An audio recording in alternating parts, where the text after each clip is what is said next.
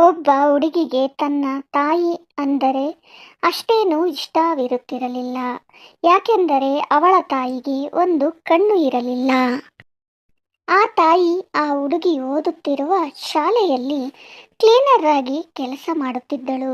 ಒಂದು ಸಾರಿ ಆಕೆ ಒಂದು ಕ್ಲಾಸಿನೊಳಗೆ ಸ್ವಚ್ಛ ಮಾಡಲೆಂದು ಆ ಕ್ಲಾಸಿನ ಒಳಗೆ ಬಂದಳು. ಆಗ ಆ ಕ್ಲಾಸ್ನಲ್ಲಿರುವ ಹುಡುಗರೆಲ್ಲ ಆಕೆಯ ತಾಯಿಯನ್ನು ನೋಡಿ, ಅಲ್ಲಿ ನೋಡಿ ಕುರುಡಿ ತಾಯಿ ಎಂದು ಅವಹೇಳನ ಮಾಡಿ ನಗಲು ಶುರು ಮಾಡಿದರು. ಅದನ್ನು ನೋಡಿದ ಆ ಹುಡುಗಿಗೆ ಆ ತಾಯಿಯ ಮೇಲೆ ಇನ್ನೂ ಹೆಚ್ಚು ಅಸಹ್ಯೆ ಕೋಪ ಬೆಳೆಸಿಕೊಂಡಳು. ಅವಳನ್ನು ದ್ವೇಷಿಸುತ್ತಲೇ ಬೆಳೆದ ಆ ಹುಡುಗಿ ಬೆಳೆದ ಮೇಲೆ ಅವಳೇ ಒಬ್ಬ ಹುಡುಗನನ್ನು ಪ್ರೀತಿಸಿ ಮದುವೆಯೂ ಮಾಡಿಕೊಂಡಳು. ಯಾವುದಕ್ಕೂ ತನ್ನ ತಾಯಿಯನ್ನು ತನ್ನಿಂದ ದೂರವೇ ಇಟ್ಟಿದ್ದಳು. ಅವಳು ಮದುವೆ ಮಾಡಿಕೊಂಡು ತನ್ನ ಸಂಗಾತಿಯೊಂದಿಗೆ ಬೇರೆ ಕಡೆ ಹೋಗಿ ನೆಲೆಸಿ ಸುಖವಾಗಿ ಜೀವನ ನಡೆಸುತ್ತಿದ್ದಳು.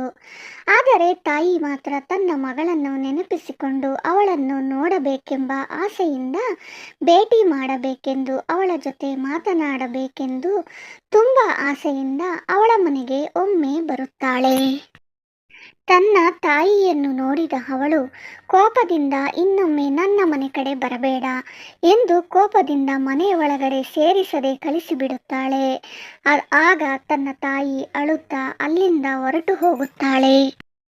ಸ್ವಲ್ಪ ಕಾಲ ಕಳೆದ ಮೇಲೆ ಅವಳಿಗೆ ಏನನಿಸಿತೋ ಏನೋ, ಅವಳು ತನ್ನ ತಾಯಿಯ ಬಗ್ಗೆ ನಡೆದುಕೊಂಡ ರೀತಿಯನ್ನು ನೆನಪಿಸಿಕೊಂಡು ದುಃಖಿಸುತ್ತಾಳೆ. ಅವಳು ತನ್ನ ತಾಯಿಯ ಮನೆಗೆ ಹೋಗಿ ಅವಳ ಬಳಿ ಕ್ಷಮಾಪಣೆ ಕೇಳಬೇಕೆಂದು ಅಂದುಕೊಳ್ಳುತ್ತಾಳೆ. ಒಂದು ದಿನ ತನ್ನ ತಾಯಿಯ ಮನೆಗೆ ಹೋಗುತ್ತಾಳೆ. ಅಲ್ಲಿ ತುಂಬ ಜನ ಇರೋದನ್ನು ನೋಡಿ ಗಾಬರಿಗೊಳ್ಳುತ್ತಾಳೆ. ಅವಳು ಒಳಗಡೆ ಹೋಗಿ ನೋಡಿದಾಗ ಆಗಲೇ ಅವಳ ತಾಯಿ ಮರಣ ಹೊಂದಿರುತ್ತಾಳೆ. ಆಗ ಅಲ್ಲಿಗೆ ಪಕ್ಕದ ಮನೆಯ ವ್ಯಕ್ತಿಯೊಬ್ಬ ಬಂದು, ನಿಮ್ಮ ತಾಯಿ ತುಂಬ ದಿನಗಳಿಂದ ಕಾಯಿಲೆಯಿಂದ ನರಳುತ್ತಿದ್ದಳು. ಕೊನೆಯ ಬಾರಿ ನಿನ್ನ ನೋಡಲೆಂದು ಬಂದಾಗ ನೀನು ಅವಳನ್ನು ಮಾತನಾಡಿಸಲಿಲ್ಲ ಎಂದು ತುಂಬ ನೋವಿನಿಂದ ನನ್ನ ಬಳಿ ಹೇಳಿಕೊಂಡಿದ್ದಳು ಎಂದು ಹೇಳಿ, ನೀನು ಬಂದರೆ ನಿನಗೆ ಈ ಲೆಟರನ್ನು ಕೊಡು ಎಂದು ಕೊಟ್ಟಿದ್ದಾಳೆ ಎಂದು ಆ ಲೆಟರನ್ನು ಆಕೆಗೆ ಕೊಡುತ್ತಾನೆ. ಆಕೆ ಆ ಲೆಟರನ್ನು ಓದಲು ಶುರು ಮಾಡುತ್ತಾಳೆ. ಮಗಳೇ, ನಿನಗೊಂದು ನಿಜ ಹೇಳಬೇಕು. ನೀನು 4 ವರ್ಷದ ಹುಡುಗಿಯಾಗಿದ್ದಾಗ ಒಂದು ಕಾರ್ ಆಕ್ಸಿಡೆಂಟಲ್ಲಿ ನಿನ್ನ ತಂದೆ ತೀರಿ ಹೋದರು. ಆ ಅಪಘಾತದಲ್ಲಿ ನಿನ್ನ ಒಂದು ಕಣ್ಣು ಹೋಯಿತು. ಕಣ್ಣು ಇಲ್ಲದೆ ನೀನು ಬೆಳೆಯುವುದನ್ನು ನೋಡಲು ನನಗೆ ಊಹಿಸಿಕೊಳ್ಳಲು ಸಾಧ್ಯವಿಲ್ಲ. ಅದಕ್ಕೆ ನಿನಗೆ ನನ್ನ ಕಣ್ಣು ಕೊಟ್ಟೆ. ನಿನ್ನನ್ನು ಸಾಕಲು ನನಗೆ ತಿಳಿದ ಕೆಲಸವನ್ನೆಲ್ಲ ಮಾಡುತ್ತಿದ್ದೆ. ನಿನಗೆ ಯಾವುದೇ ಕಷ್ಟವೂ ಬರದ ಹಾಗೆ ಬೆಳೆಸಬೇಕೆಂದುಕೊಂಡೆ. ಆದರೆ ಒಂದು ಕಣ್ಣು ನಿನಗೆ ಕೊಟ್ಟಿದ್ದಕ್ಕೆ ಅದರ ಬಹುಮಾನವಾಗಿ ಇಷ್ಟು ಕಾಲ ನನಗೆ ನೋವು ಕೊಡುತ್ತಲೇ ಕಳಿಸುತ್ತೀಯ ಅಂದುಕೊಂಡಿರಲಿಲ್ಲ.